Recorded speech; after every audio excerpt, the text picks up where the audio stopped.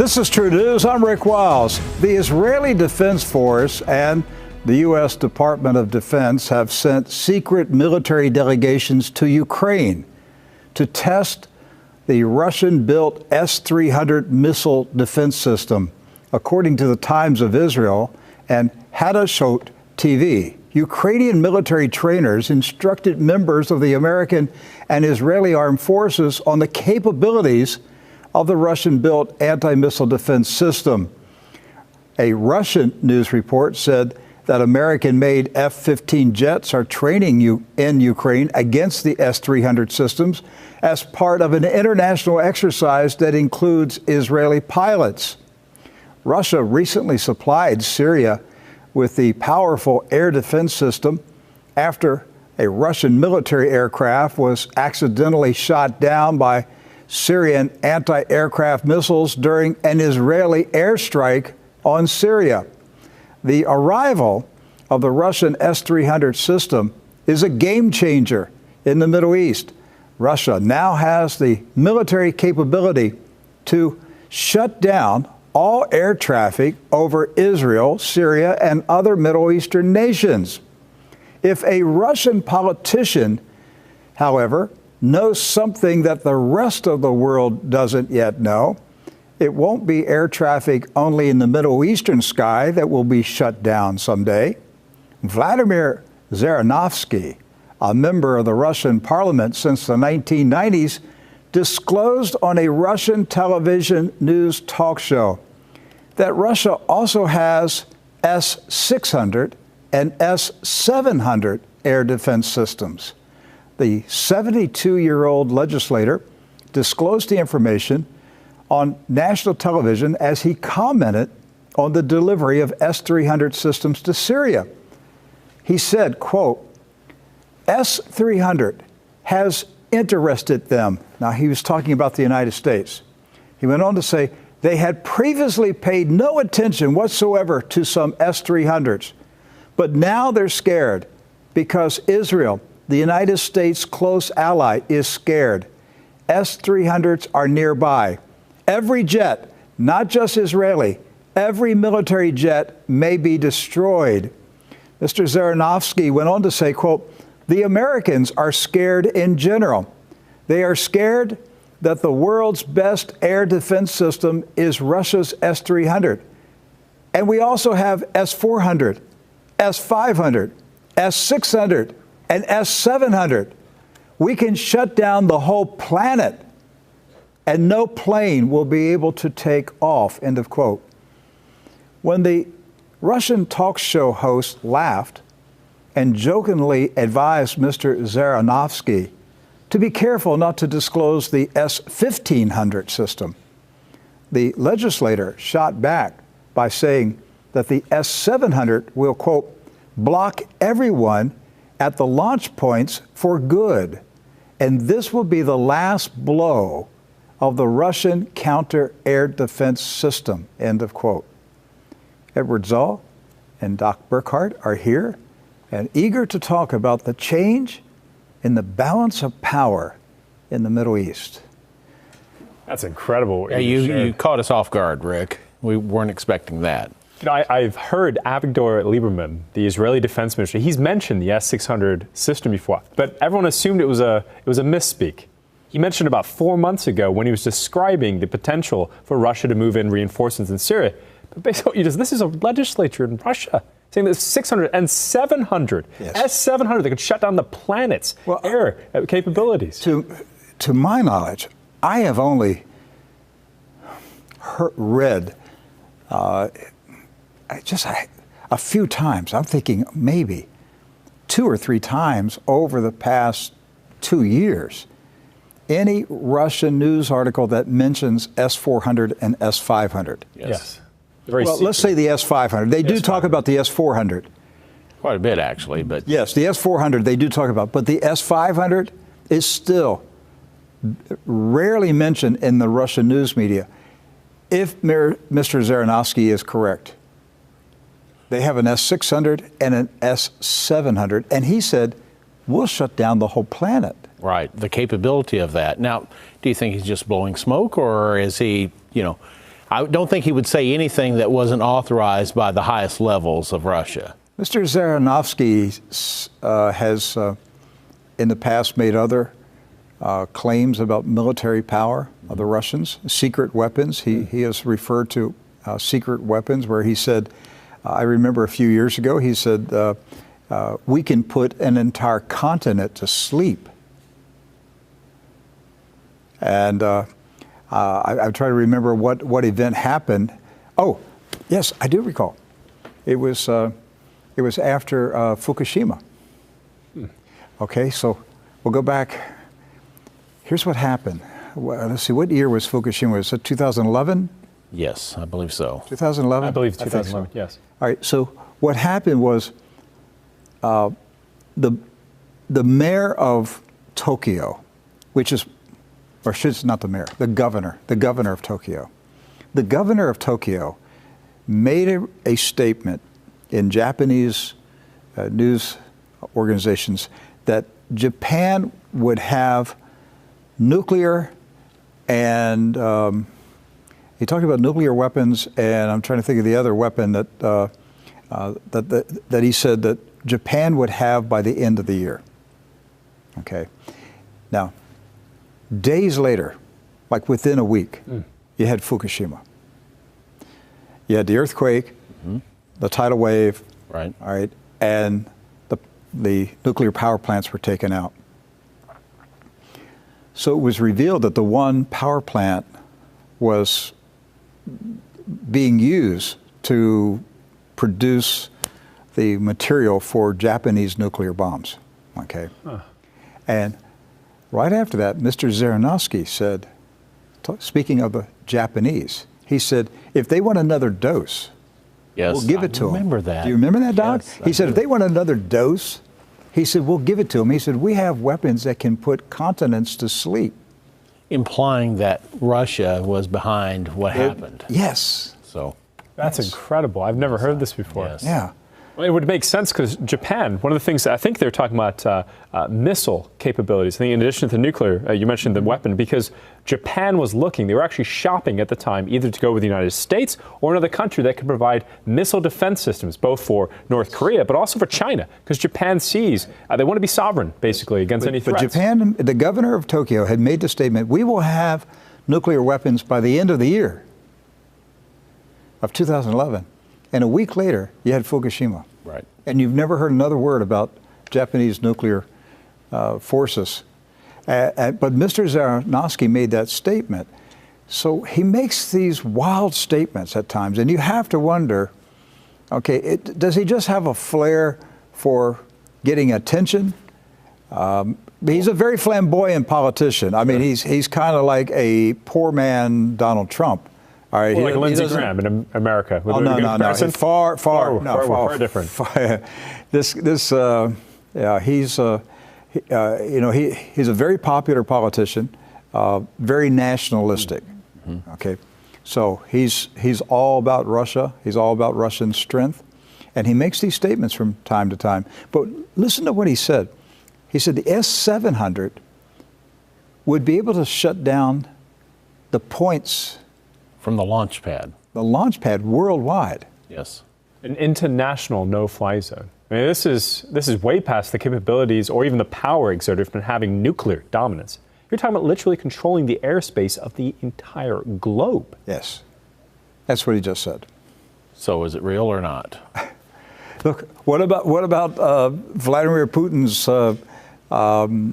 weapon that can take out, remember? The hypersonic supersonic vehicle, yes, that can basically avoid any air defense systems in existence today and can even be launched from anywhere in the world. Is it real? Is it real, or is it an imaginary threat from Russia? What about the submarine that launches a torpedo that can produce a tsunami that's, 1,500 feet high? Yes. Real?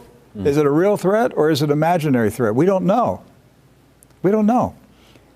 The Russians are either bluffing, saying, we have weapons you don't know about, right, and you're making us mad, or they're just blowing smoke, hoping that we back down. Well, bringing the story back to the Middle East, I mean, we do know the Russians have S-300s and S-400s. They're supplying S-300s now to Syria and to Iran. And now, I guess Syria and Iraq are now talking again. Yes. And the S-300s are involved in that discussion, too. And we do know that they have S-500s, Right. which are around Moscow. Yes. But there's very little discussion about the S-500s, and they're certainly not selling them to anybody. They're selling the S-300s, and I don't know if they've sold the S-400s yet. There was some discussion of potentially selling S-400s to either Turkey and Iran, but they haven't fulfilled the requirements for that. So. Okay. So, all right, let's just set aside what Mr. Zaranovsky has said, that they will have the capability, or they may have already the capability to shut down global air traffic. Right. Which would also imply the ability to shut down the launch of ICBMs worldwide. It eliminates first strike capability. It just occurred to me. Yeah, you're absolutely right. It would stop the launch of nuclear weapons by any country, not just the United States. You're talking about a literal amnesty on nuclear threats and weaponry. Well, it also protects them, gives them the option on first strike capability.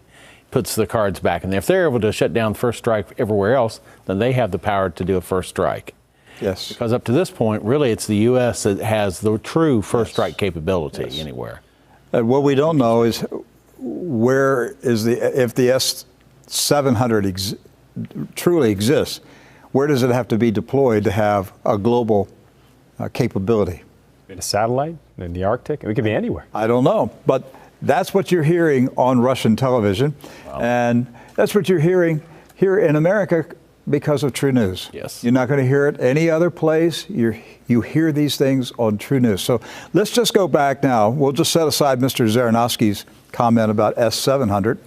Let's just go with S-300 in Syria, because what Mr. Zaranovsky was saying before he got to the S-700 story was the Israelis are scared. And they're scared because now Russia can shut down all air traffic in the Middle East. Yes. And so that's why they've made that trip to the Ukraine to see the S-300s in action along with U.S. forces and be able to prepare for what's going to be happening here soon in the Middle East. So does Ukraine have S-300s because the former Ukrainian government was pro-Russian and they had access to the S-300s? I believe they have both S-200 and S-300 variants. Not the most up-to-date S-300, but yes, I believe that's when you mentioned they were training on it, I believe they have some leftovers. But the other part of the story is the Israeli pilots going to Ukraine. I mean, we're talking about Israeli pilots flying in a drill against Russia. Yes. You know, the story that really caught our eye today, Rick, was that Think Syria about and what Iraq, you just said. Israeli pilots are training in Ukraine Eastern Europe for military operation against Russia. It completely goes on its head. I mean, this is obviously Israel's play in this is that they're counterstriking. Israel doesn't believe that they can deal with what's happening right now on their borders, so they're helping with a counterstrike in some form. They're training, so the United States will help them back home. But Israel must get the United States to attack Russia. That's the bottom line. That's the bottom line. The Russians are now the dominant player in the Middle East. The Israelis know they cannot take on Russia. They'll be crushed, absolutely crushed, if Israel got into a direct confrontation with Russia. It would be the end of the Zionist government in Israel. It's the end of it. They have to get the United States to fight Russia. And you think about this, just like how the Ukrainians are training the Israelis to use the S-300s, the Syrians, now that they're getting the equipment, now that they themselves are being trained, will have the ability to train their regional allies. I'm talking about Iraq, Iran, maybe even Libya, the other countries, Lebanon. All these countries now may, through Syria, get access not just to Syria's air defense, but may get access to build their own version of the S-300. This literally shuts down any foreign policy action by Israel. I'm talking about the airstrikes. There is no more airstrikes in Syria if this proliferates. And that's exactly what has happened, to talk at least, in the past week, Rick. Syria's foreign minister met with Iraq's foreign minister in Damascus not just to discuss reconstruction, but specifically to address the security issue.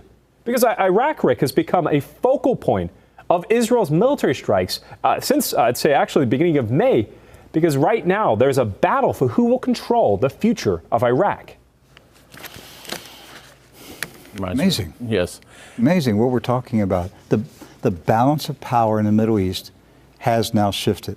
The introduction of the S-300s, that was it. That was the game changer. Yes. We knew it was coming, and it's been held back for several years. It's now a reality. And we saw, was it yesterday or today, that President Putin met with General el-Sisi, the president of Egypt? Yes. Signed a cooperation agreement between Egypt and Russia. Yes.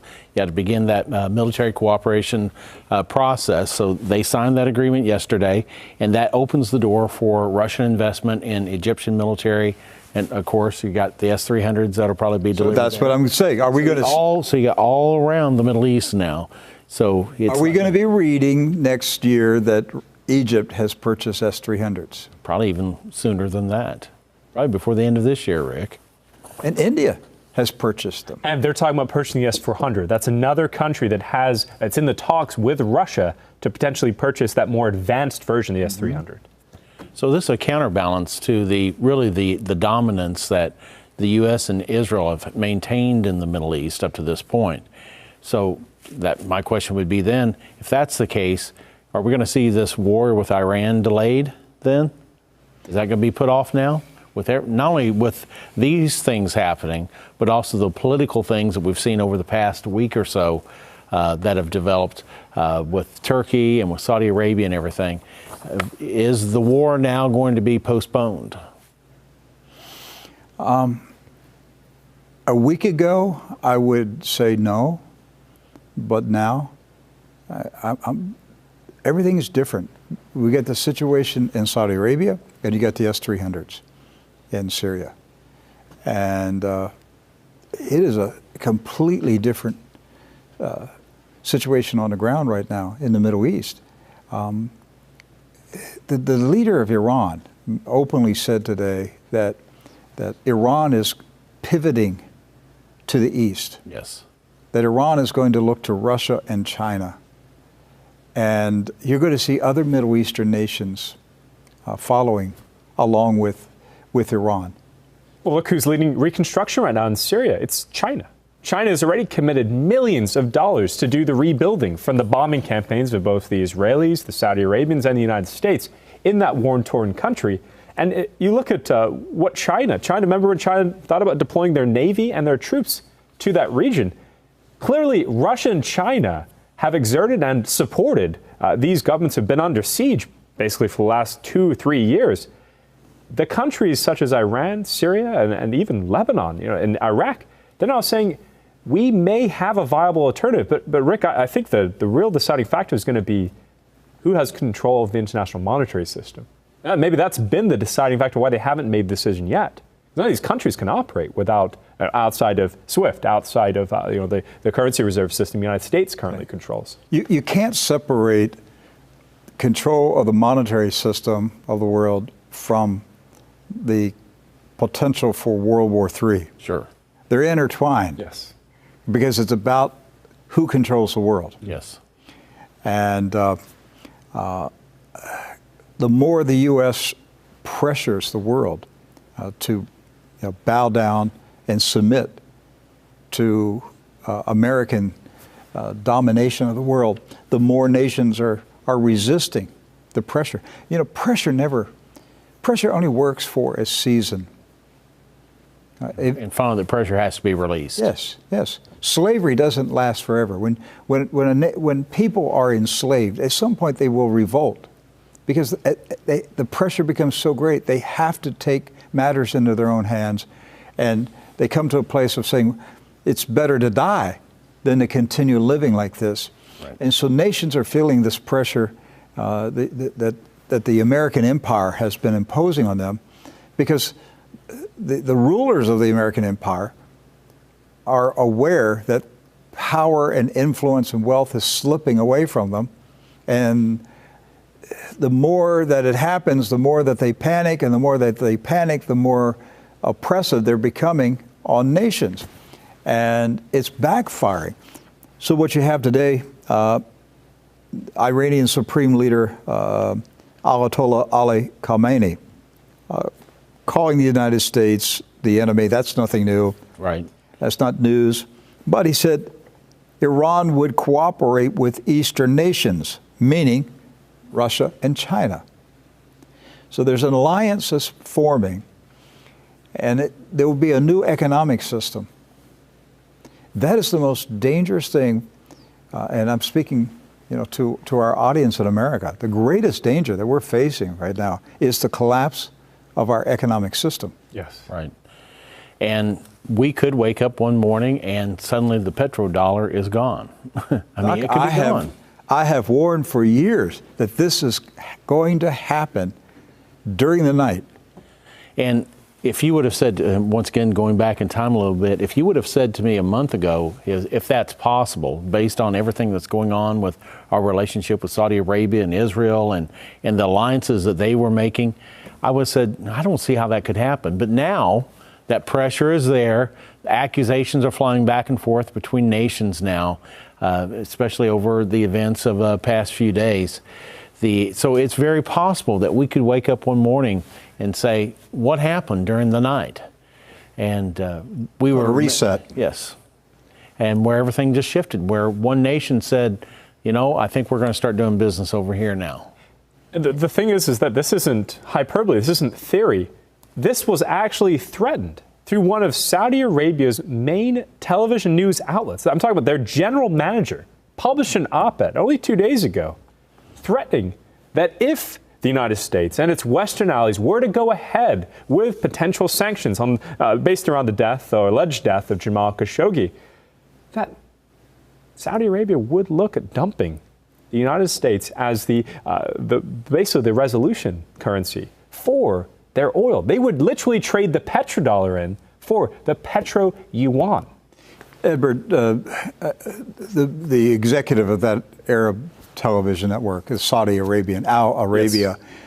I think he made 3 threats. That's correct. Let's list them in order. So the first quote is, as I mentioned here, is the change, petrodollar for petro yuan. The second one is that if the United States did this, were to put sanctions on Saudi Arabia, oil may go up to $400 a barrel. That's U.S. price. Okay. The third one is Russia may be invited into Saudi Arabia to set up their own military base. Actually, at a key point in the northwestern portion of the country that would give Russia another place to control the air between Iraq, Israel, and Jordan and Syria. The last one, a lot of people didn't see this one, Rick, is that Saudi Arabia may end their decade-long turf war with Iran. They may actually pursue, form, an alliance with Iran over this. Now, wait a minute. I know it sounds crazy, but when you break it all down, Rick... But that now makes... Go ahead, Doc. When you break it all down, Rick, if the events of the past week, if we're having like an Archduke Ferdinand moment that, brought us into World War I, but if we're having one of those moments right now with this journalist that has supposedly been killed, then we are possibly seeing a big shift not only within geopolitics, but also within the Muslim world itself, where you would see alliances now that would actually bring factions of the Muslim world together that were, arch nemesis for centuries. But if Saudi Arabia kisses up to Iran and the Sunnis and the Shias become allies, Israel now has serious problems. And speaking, we mentioned the conversations that Egypt and Russia have been having, but just a couple weeks ago, Rick, we were talking about Egypt and Israel having intelligence confabs. Yes. And then we also talked about all these evangelical leaders that have been going to Egypt and talking to high level, President Sisi. Yeah, yes. Talking to President Sisi and having those conversations. And now we have this with Russia. So there is something happening under the water, if you will. I mean, we see the waves on top, but it appears there's some things happening under the water here that could something could come up out of the water and bite us. All right, I want to go back to this threat made on Saudi Arabian television, Al Arabia television, which is funded by the Saudi government. Yes, this is like their national public television, Right. So nothing is said on that television network unless the kings and the royal family wants it said. All right. So he made 3 or 4 threats. I really want our audience to listen to this again, because I think it's easy for us just to hear it and gloss over it and not ponder the significance of what this man said 2 days ago on Saudi television. Let's go over the list one more time. All right, so the first one, trading in the petrodollar for the petrol. This is an actual quote from Turki Aldakil, the general manager of Al Arabia. An oil barrel may be priced in a different currency, Chinese yuan, perhaps, instead of the dollar. And oil is the most important commodity traded by the dollar today. All right, let's stop right there. So the U.S. dollar has been the petrodollar ever since the days of Richard Nixon and Henry Kissinger, after President Nixon took the U.S. dollar off the gold standard. Right. And he replaced it with Saudi oil. And the deal that was made in, 1973 was if the Saudis agreed that all oil in the world would be traded in U.S. dollars, then the United States would provide military protection to the Saudi government. Yes. That's why we have never done anything against Saudi Arabia, no matter what they do, because there's a deal. You prop up the dollar, we prop up your regime. That's basically it. That's the deal right there. And listen, what Nixon and Kissinger did, I don't agree with it, but it was slick. It was definitely a slick move, because Nixon took us off the gold standard. That's another discussion about what was happening. The Brits, according to Pat Buchanan, the Brits were raiding Fort Knox. The British government was cashing in, wanting gold. And that's what forced President Nixon's hand. He had to stop it. All right. They were taking the gold. And so that's a reality. So what they did is a very slick move. And it gave the United States, gave the U.S. dollar, 50 years, 50 plus years? Of extra life. Of extra life. It's now about to go kaput. It's running on fumes. It's running on fumes, because if he has been told by the king, we're going to switch over. We're going to switch over to we're going to have the petro yuan currency. We're going to link Saudi oil to China. And where does China get their oil? They get their oil from Russia is actually one of the main ones. Russia, Iran, and Saudi Arabia. Okay. But if they're denominating oil in yuan, then that gives China the power to be able to negotiate even better prices for fuel, for oil, and to give them the power. It also gives them out on their debt. So yes. Think about it. The United States has basically free reign when it comes to incurring debt on a national level, because we control the petrodollar. Yes. So all oil trading in the world will cease to be done in dollars. The only country that will be buying oil in dollars will be the United States. We'd be buying our own oil in dollars. I mean, that's the only place, because, and have you noticed here over the past week or so, Rick, how they've been touting how we're energy independent now? Yes. Really bringing that out as if they see something happening on the horizon. So this slick deal may be encountering an oil slick politically here, maybe within days or weeks. All right, so number two. So number two was that if sanctions were put on Saudi Arabia, the effect may cause them not only to default on 7.5 million barrels of oil they've committed to the market, but it would send the price of oil globally to $400 a barrel. Just quickly, that would put gasoline here in the United States, $15 to $20 About a gallon? $30, I think we're days. How much? $30. $30? We couldn't pay it. Can you imagine paying $30 a barrel? for a gallon. Can you imagine doing that? Wow.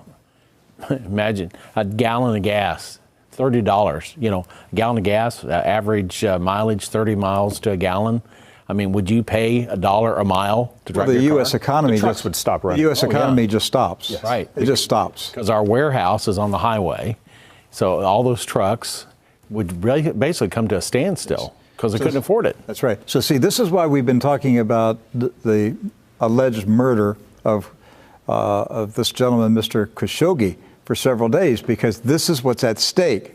Right. There's something going on behind the scenes that's much bigger than just this man's murder. So what else did the Al Arabia executive say? The third one is that the Kremlin, Russia, may be able to open up a base on the northwest corner of Saudi Arabia, giving them access to both Syria, to Jordan, Israel, and Iraq, giving them literally, as they referred to it actually, as the four corner plan. This is the quote. Imposing any type of sanctions on Saudi Arabia by the West will cause the kingdom to resort to other options. U.S. President Donald Trump has said a few days ago that Russia and China are ready to fulfill Riyadh's military needs, among others. No one can deny the repercussions of these sanctions will include a Russian military base in Tabuk, northwest of Saudi Arabia, in the hated four corners of Syria, Israel, Lebanon, and Iraq. Wow. It's mind-boggling. I mean, you haven't seen anything like this since the days of the Soviet Union, where you had the Soviets, they were arming Egypt, they were arming Yemen.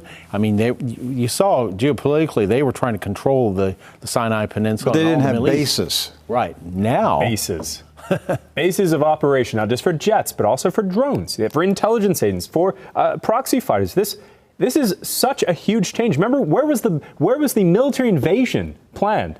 In that Grand Arab Army. It was the northwest portion of Saudi Arabia. This would end any coalition idea of a U.S.-led Arab army invading Syria, Iraq, or Iran. Right. So he has threatened the end of the petrodollar. Number two, the introduction of the petro yuan. Oil going to $400 a barrel. And a Russian military base in Saudi Arabia. Is there anything else? If that wasn't enough, threat. Here's the icing on the cake. All of these actions could unite the entire Middle East with Iran against the United States. So could Russia bring peace to the Middle East by uniting all the Muslim world there? I mean, they would have to get Israel under control. Yeah, but the thing is, if they've got S-400, S-500 technology that they'd be implementing all these different nations, including Saudi Arabia, Egypt, maybe even a partnership with Jordan. I mean, think about that. Israel would have to go back to its pre-1967 boundaries. Right. Which Russia has been holding the line on. Right. And they've been consistent about that they've been saying Israel needs to go back to its 67 borders. The only way Israel would be allowed to continue to exist would be to retreat and go back to where they were at before 1967, because they've been occupying land that they took in military campaigns, which was never part of the UN resolution in 1947, 1948. And so the Russians and the Arabs together could tell Israel, you have two choices here. Either go back to pre-1967 and calm down. No more attacks. You cannot bomb Syria. You cannot launch operations. You cannot have Mossad operations destabilizing other countries. Either you become a peaceful country in the Middle East, or you cease to exist. It'll be a new 1967 war if they go the other route. Oh, no, it's not 1967. No, it's over. It's over. It's over. You'd have the entire Arab world backed by Russia telling the Israelis, either you calm down and get yourself under control, or you cease to exist. Wow. I did forget to mention another big one on here, Rick. It would be the end of $800 billion of foreign investment by Saudi Arabia into the United States. That's really the last one on the list. There was a lot in this op-ed he wrote, but that is another aspect. If sanctions were to go in place, almost $1 trillion of Saudi capital will be taken out of America, will not be invested in commitments. Okay, two things. I'm just number one, the other part of that deal what Nixon and Kissinger did with the Saudis, in addition to, in order to get the American military support, they had to do two things. They had to do all oil trading in U.S. dollars. Right. Number two, they had to take excess oil profits and buy American government debt. Yes. Ooh. That was number two. Yes. The other thing I'm thinking about, Doc, it just flashed in my mind the moment Edward said it. The prophetic warning that the late Pastor David Wilkerson gave decades ago. About the oil fields on fire, or?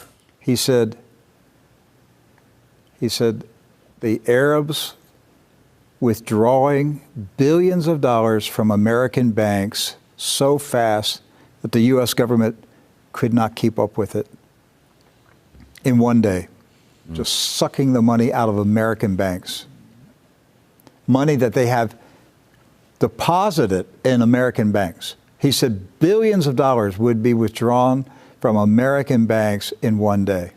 If you'd asked me last week if that was something that was on the horizon, I'd say we don't have to worry about that. Saudi Arabia and U.S. are partners and friends. And Israel, and we were in Israel and Saudi Arabia they're sharing the Iron Dome. Becoming friends. But now, today, I could actually see the Saudi government saying we're emptying all our bank accounts in the U.S. And it's all over this guy Khashoggi. Right. Being Khashoggi'd. All right. Yes. It's going to become a verb. Yes. All right. So they, according to the reports that are out today in the Turkish papers, they didn't start by cutting off his fingers. They started by pulling off his fingers. Oh my goodness. And the person, now this is what the Turkish newspapers are reporting, that the person who conducted the butchering of a human being, and the Turkish newspapers are naming this man from Saudi Arabia, and that he is an autopsy surgeon. A forensic pathologist, yes. Yes, forensic, thank you, Doc. A forensic pathologist. He cuts up cadavers. Right. Only this time, he wasn't a cadaver yet. Because they're saying that Khashoggi was still breathing when he started the autopsy. Yes. And dismembered him in 7 minutes. Wow.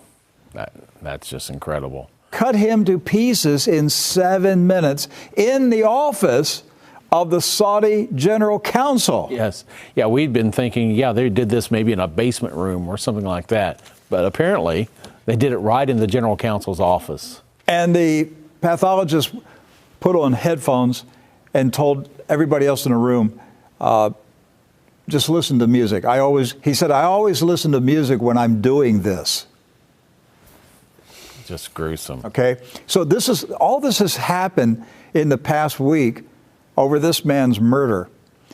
And look, we're saying his murder. We're only basing this on the reports that are coming out of Turkey. Yes, and specifically the leaks. Think of all the information we have on this story has come either through a leak from Turkish officials or, again, from Turkish newspapers. That's where the story really got its legs, and then to the Washington Post. Yes. So, but again, Khashoggi, who wrote for the Washington Post, but years ago, he was a co-founder of Al-Qaeda and a close friend of Osama bin Laden. Yeah, he was hanging out with them and putting RPGs on his shoulder back in '98. That's right. So he's not some innocent journalist, freedom fighter, a wonderful reporter who was, writing courageous articles against corruption in Saudi Arabia. No, the guy was a Muslim Brotherhood guy. He was Al-Qaeda.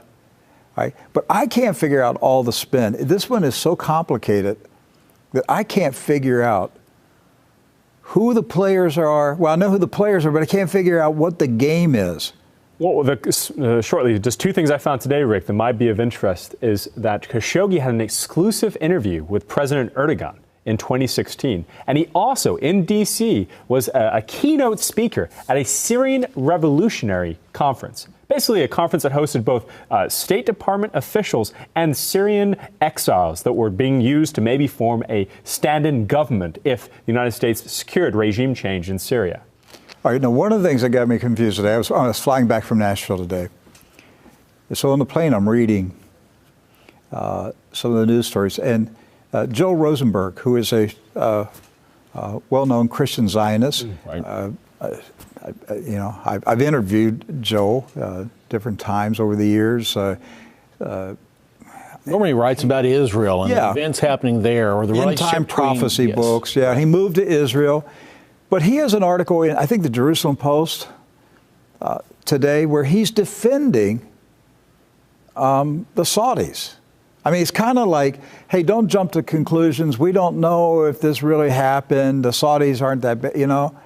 And I'm like, what is going on here? You got a Christian Zionist who is trying to throw cold water on this whole story that Khashoggi was chopped up. And I cannot figure out what's going on. Who is Khashoggi dead?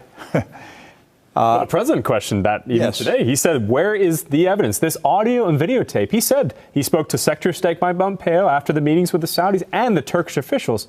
He said that no one has heard this tape that's being described, that's transcripts are being released of. No one has heard it in the United States government, at least. Yeah, but Edward, if Khashoggi's not dead, if this is a hoax, who creates a hoax this gruesome?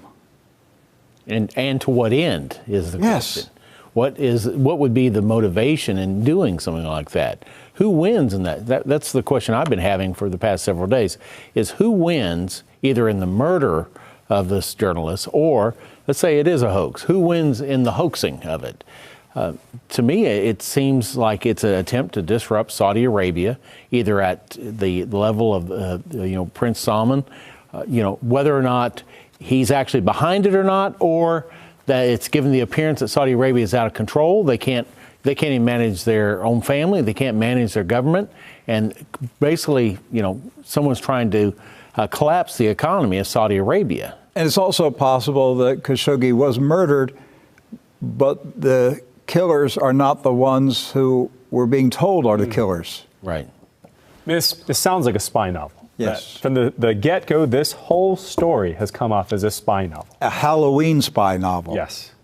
One thing is for sure, this whole week, with this supposed murder, it has revealed that there is a lot of shifting sand in the Middle East. And I don't mean that as a pun. I mean that politically, basically this has thrown all the cards up in the air, and we don't know what hand we're going to actually have when the cards land on the table. That's right. But the things that are being discussed is the end, two things. The end of the United States economic system, the petrodollar. Right. And the end of the U.S.-Israel domination of the Middle East. And this response from El Arabia newspaper kind of tells me that the Saudis were behind it, because they're not denying it. They're not fighting it. They're saying, challenge us on it. Yes. Challenge us on it. Yeah, we dare you. We dare you to challenge us on it. If you do challenge us on it, guess what we're going to do? We're going to shift to China. If you do challenge us on it, go ahead. See what you like with $400 a barrel oil. I agree, Doc. That reaction indicates to me somebody that's saying, we're not going to apologize at all. You dare investigate us? This is what we do to you. I absolutely agree, and that's why I think this is so dangerous. That Saudi leaders are openly talking about ending the U.S. petrodollar and just shifting an alliance towards Russia and China with a Russian military base in Saudi Arabia. Right. Wow. By the way, one other story, Russia's finance minister, Alexei Mosiv, told Russian reporters today that there will be no restrictive measures on the Russian government's plan to de-dollarize the Russian economy. No restrictive measures seems to me as a nice way of saying that all hands are off the throttle on this one. You can do whatever needs to be done. So the Russians are saying that they have begun the process of de-dollarizing their economy, meaning they're cutting all ties to the U.S. dollar. And he said that the plan will be approved by the end of this year. We're only 3 months away from the end of this year, okay? Yes. 2 months, really. About 2.5 months. And he's saying it's going to be approved before the end of December. And we know they've already dumped a lot of their reserves. They have literally no U.S. currency reserves in the country. They already went through a process like this because of the weaponization of sanctions over the last 2 years. That's right. And Russia has dumped all of their U.S. treasuries. China is dumping their U.S. treasuries. Yes. We could see Saudi Arabia dumping their U.S. treasuries. Overnight. Yes. Folks, when it happens, you're going to wake up in the morning and your dollar is worthless. It's going to be absolutely worthless. And it could happen overnight. And I believe it will happen overnight. I think we'll wake up in the morning and the headlines will be collapse of the U.S. petrodollar. World leaders announce new financial system. It'll be an economic 9/11. Yeah. For us, it will be. It won't be for the rest of the world. No, for them, it gives them freedom. Yes. They're not slaves anymore to the U.S. dollar. That's right. And Israel will have to make a decision. Do they fight Russia, China, and all the Arab nations? Or do they back down and live peacefully with the Arabs? And in order to do that, they have to cut off all of their covert operations around the world. And they have to retreat to their pre-1967 borders. They have to give back the West Bank. They have to give back Gaza. They have to give the land back to the Palestinians. They have to give back East Jerusalem. It'd be a big change in overnight time. Well, it's a complete redefinition of Israel's foreign policy. Domestic policy, too. They would have to change everything. Well, they have to think. They have to think. They have to change their thinking. They'd have to change their DNA, because you get people like Lieberman. They're just war hawks. They like war. Right. Now they're even recruiting our own generals to lead services. Oh, yeah. But wait a minute. Yeah. This is all right. This I know you said that was the last story, but I know. This one is like when I saw this one. Okay, so there is a vacancy for the chief of the Israeli Air Force. Right. Okay, and we read this article today in Haaretz newspaper with a recommendation of the name of the general who should be promoted as the chief of the Israeli Air Force. And his name is General David Goldfein. Doc, why is that of interest to us? Because he's the current U.S. Air Force Chief of Staff. He's the what? The current United States Air Force Chief of Staff. So just so our viewers understand what we're talking about here, the name has been tossed out by Israel about having the current United States Chief of Staff for the Air Force serve as the leading point person for the Air Force in Israel. The one that has intimate knowledge about America's nuclear weapons. The one that has intimate knowledge about all deployment sites in the country for bombers, for anything to other strike capabilities. The Air Force, Rick, is the most advanced branch we have. We're talking about literally giving the keys over, the mind of You're not a talking top about official. giving the keys over. The keys have been given over. Whatever's You're just talking about a left. transfer of where his desk is located. That's right. The two militaries have been operating like this for decades. Right. That's what I see out of this. They're just openly saying the U.S. military and the Israeli military are one. Right. We can interchange generals. So just like the president of, the president of the Israeli Central Bank, Mr. Fisher. Yes, that's right. Came to the United States and was the vice chairman of the Federal Reserve. Right. He just shifted positions was all. It's still the same bank. So Now, we've seen the same kind of activity take place in the Ukraine. Remember, we filled up all those spots in the Ukraine with U.S. officials and everything after the change over there. They couldn't even speak the language, and here we had U.S. diplomats filling in roles over there. Are we ready to see the same thing where positions within the Israeli government are now going to be filled with officials, either ex or current officials within the current administration? Is this the first sign that we're about ready to see, a shift like that? And now, he is well respected in the Middle East. He's highly regarded. He does know his stuff. He's a good soldier, supposedly a good soldier. He doesn't speak Hebrew. He'd have to learn that. Of course, you have to speak Hebrew, right? And so there's no middle ground there.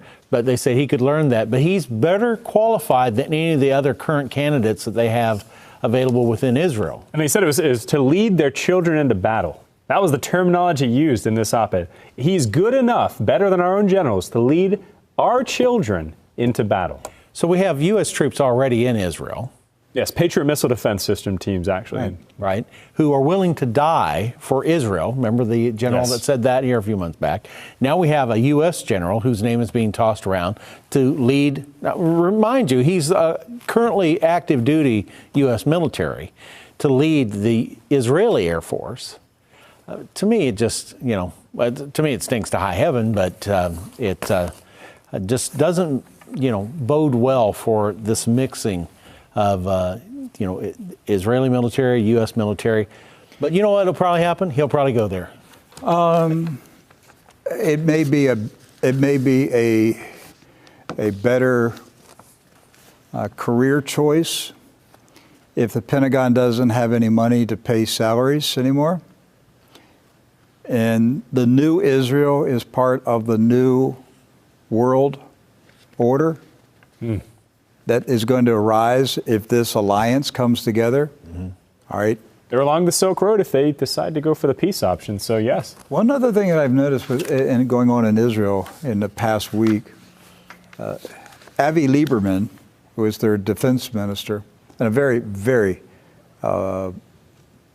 bloodthirsty man. I mean, he likes war. He really likes it. All right. He and John McCain were, thick as thieves. Yeah. So in the last several days, he's been talking about we're going to hit Hamas really hard. Right.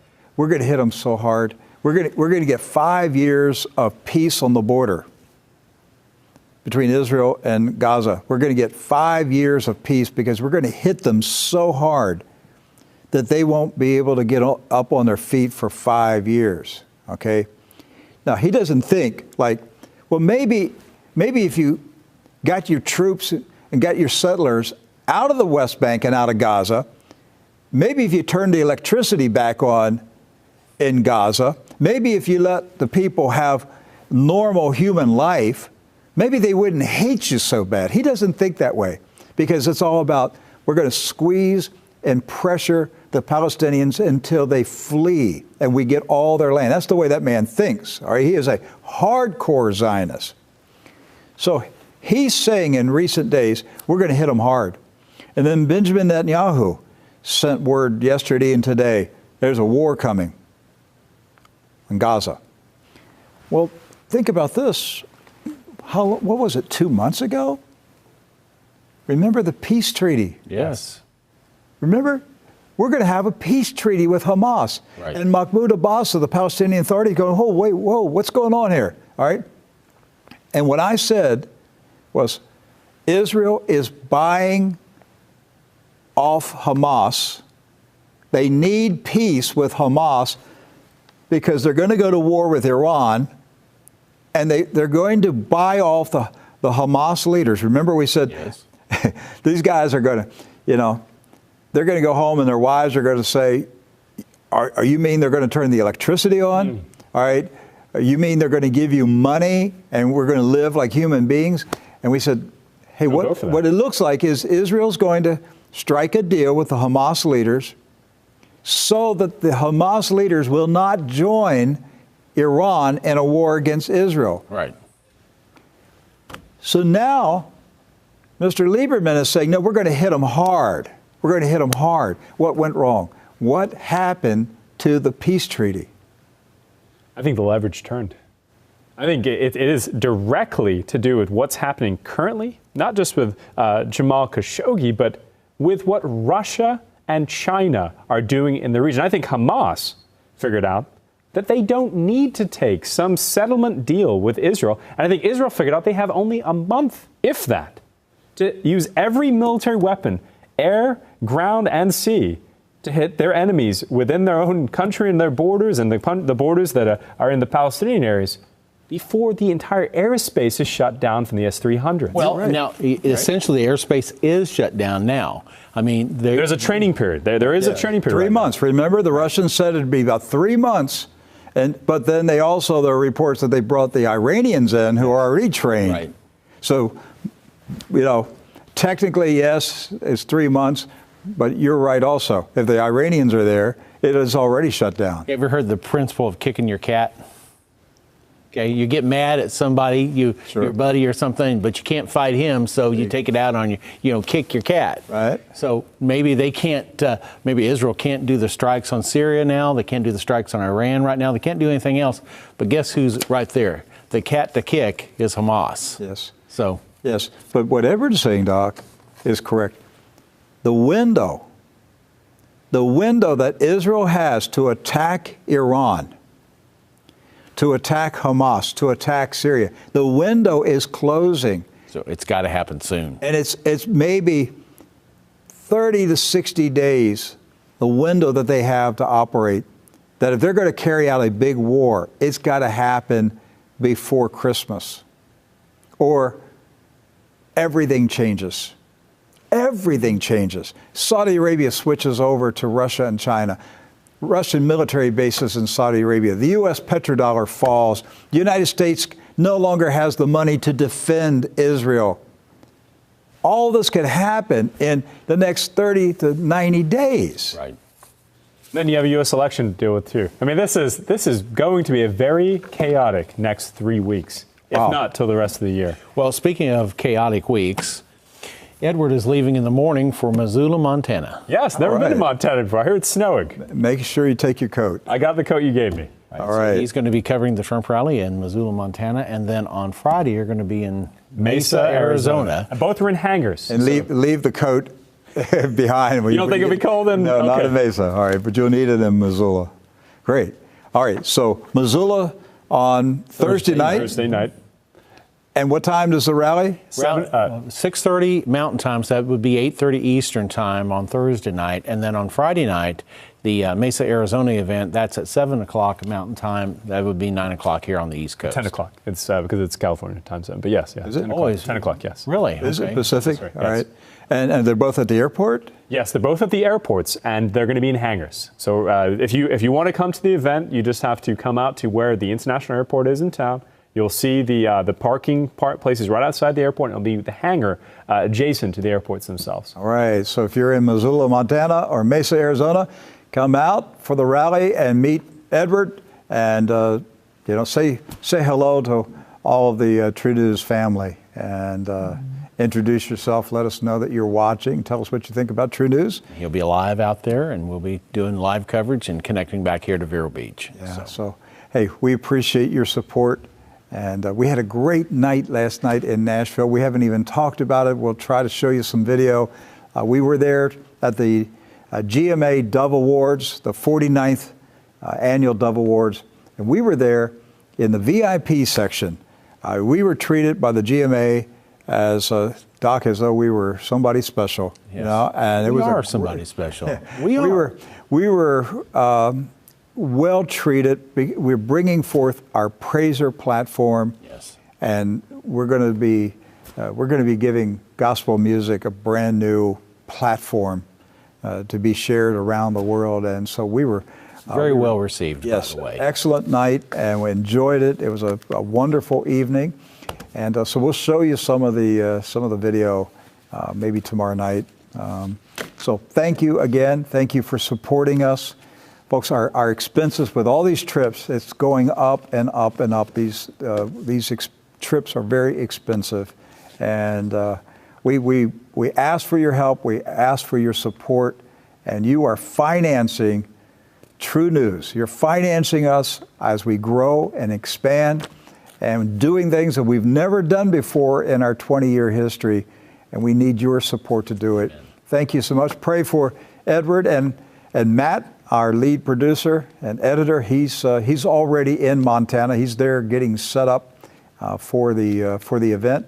And pray for their safety and divine protection and divine appointments as they travel, representing the King of Kings, the Lord of Lords, our Savior, Jesus Christ. God bless you. We'll see you tomorrow. God bless you.